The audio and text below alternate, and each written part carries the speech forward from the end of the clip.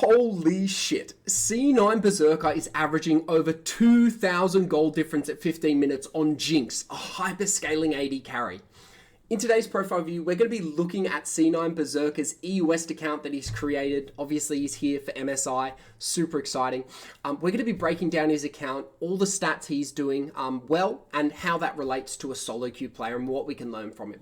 Before we get into the review, if you want your very own profile view, just like C9 Beseker'S, please check out the links in the YouTube description below to get a live one where we do it on call together, or a pre-recorded just like the one you're about to watch. Let's get into it. So currently we can see the Beseker'S Euw MVP. This is C9 Beseker'S Euw solo queue account for MSI. He's currently Masters 805 LP in under 90 games. Yes, he has a 70% win rate.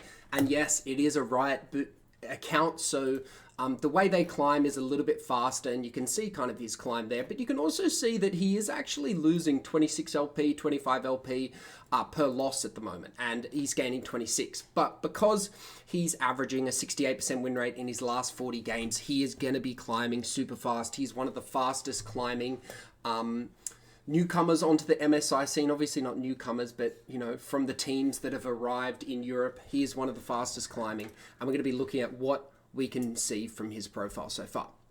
So the first thing I noticed straight away is this guy has a champion ocean. You can see his Jinx averaging that kind of goal difference at 15. He's playing a bit of Zeri, he's playing a bit of Ezreal.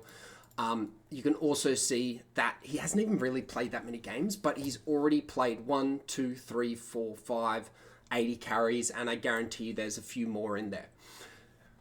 The second thing I want to talk about is his absolutely insane laning phase. And I mean, for the average day player, before we go into the laning phase, I don't think having a champion pool like this is recommended. I think if you're trying to replicate even like 1% of what C9 Beseker is doing here in his solo queue account for MSI, you really need to be picking one champion and just trying to master it. Yes, you're probably never even going to get as good as Beseker is across 5 champions. You're probably never even going to get as good on one champion, even if you focus all your time on there.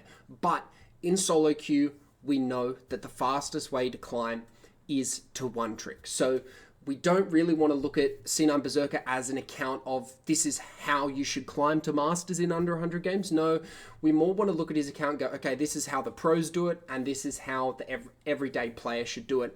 Picking that one champion, focusing on the mastery, and just spamming it. And look, if you want to play this many champions, you can, but what I'd suggest is getting 2 accounts. You play your best champion or champions, maximum of 3 on your main account, and then on your second account, which is your Smurf account, you can play a champion ocean. You can learn Ezreal, Zeri, Zai. You can play 6, 7 different AD carries or champions all at once, and it won't affect your MMR and it won't affect your main account's rank, but you still get that learning, that fun, and that development of a bigger champion pool, which are generally a lot of the things I see players want. They want to be able to climb, but they also want to learn and play a lot of champions and also have a bit of a more relaxed solo queue experience sometimes. And so having that a 2 account strategy is perfect for that.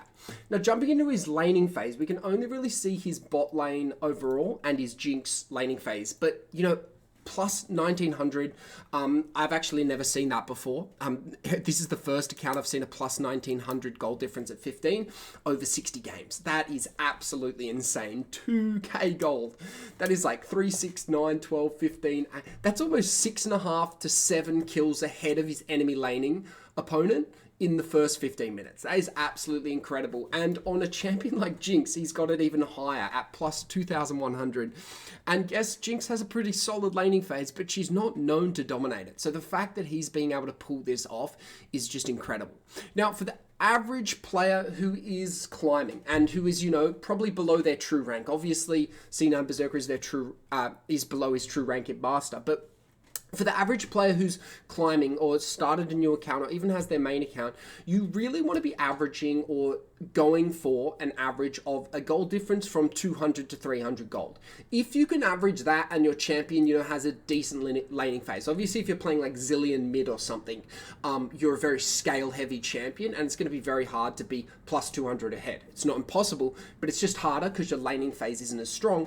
You should be aiming though, on general, for 90% of players for a gold difference at 15 of plus 200 to 300. If you don't have that on your champion, I would recommend not playing them on your main. And again, using that 2 ranked account strategy, practicing them on your Smurf and getting them good enough until you can see on your Smurf that you can average a 200, 300 gold difference at 15 over at least 20, 30 games. And then you can do the exact same thing and bring it over to your main. The next thing I want to talk about that is so unique about pro players at MSI in their solo queue accounts is this guy, C9 Berserker, is averaging literally only 3.4 deaths a game. That is absolutely insane. Now, the average player in League of Legends generally has about a 6 to 7 death per game ratio. That's including all players, and it can sometimes get up to 8 depending on the season and the meta. But for him to have 3.4, that is crazy. And to be honest, if you as an average everyday player is only dying 3.4 times, you're either smurfing, you're either a really good player, challenger or something, or you're doing something severely wrong. So if you're finding that you only have like 3.4 deaths a game, but your win rate's below 50%, then you're doing something wrong. Chances are you're just probably not getting in enough fights. You're not actually taking enough risk, because you need to take risks to win. Yes, calculated risk, but you need to get in there. You need to get involved, and you can't be a KDA warrior.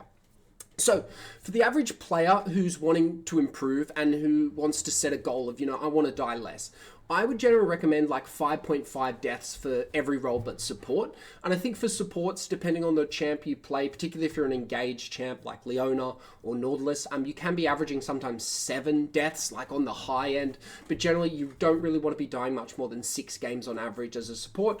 For every other role, 5.5.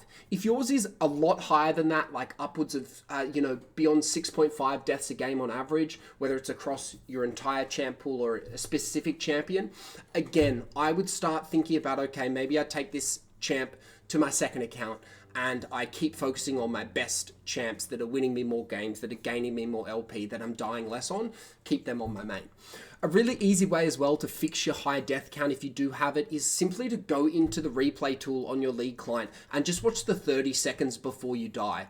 I've tested this with hundreds of players and everyone's able to self-identify what went wrong and why they died. They didn't get vision on jungler. They misstepped. They didn't respect the level 2. They didn't see the mid lane of roam. All these things are so fixable, but you've got to be able to self-identify them first, and that's a super easy way to do them.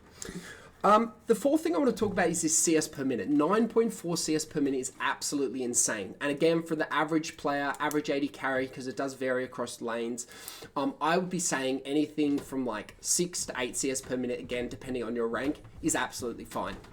Again, if you're averaging 9.4 CS and your win rate's below 50%, or you feel like you're having not enough impact, chances are you're just CSing too much, you're not grouping enough, and you're, playing like double lift season 2 strategy where the AD carry just solo farms because the games are so hard to end, the games go for so long, and you can get away with just literally solo farming all game for 40 minutes, and then coming into the game, 6 items, and just, absolutely stomping. But games are much more fast paced now, and 9.4 CS is very unrealistic for 99% of players. If you're I would say D2 and up as an AD carry, yeah, you could be aiming for around 9 CS per minute, but again, you still could be having troubles of, you're CSing too much, not grouping enough, not team fighting enough, and not getting gold from other resources, which is super important. And then the last thing I want to talk about, which is actually quite interesting, is he buys quite a lot of control wards, which is quite unique. 5 control wards in a 23-minute game as an example. We've got 2 here, we've got 3 here, 1, 7 in a 29-minute game. So this is kind of something that a lot of solo queue players forget about, is the importance of vision. And you can see here, yes, this is an exaggerated example and there is controversy. LS does some pink ward counters, and so does Kadril when they're watching the Korean LCK games, and people just buy too many pink wards for sure. But this is a really good example of, yes, this is on the extreme end, but if you're an AD carry or really any champ, generally, the average player, particularly below, I would say, Diamond 3, is almost always under buying control wards. So if in doubt, always grab a control ward. It's going to help you with dragons. It's going to help you with barons. It's going to help you play safer. It's going to give you and your team more information, and ultimately vision and information is a win condition. So you should definitely be buying more control wards. Anyway, guys, this was a really great profile to review. I think Beseker'S is going to be one of the fastest climbers at MSI. And please, in the comment section, let me know who you want me to review next.